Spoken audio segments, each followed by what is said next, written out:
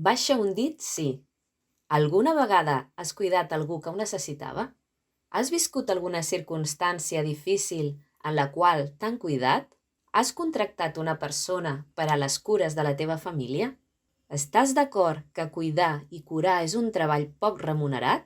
Creus que el treball de les cures recau sobre les dones? A casa teva, aquestes tasques les realitza majoritàriament una dona? A la teva família, les dones han assumit aquesta responsabilitat generació rere generació? T'agradaria que tot això canviés? Creus que podem aconseguir-ho? Ho aconseguirem. És temps de reconèixer la importància de les cures a la societat. És temps de cuidar qui ens cuida.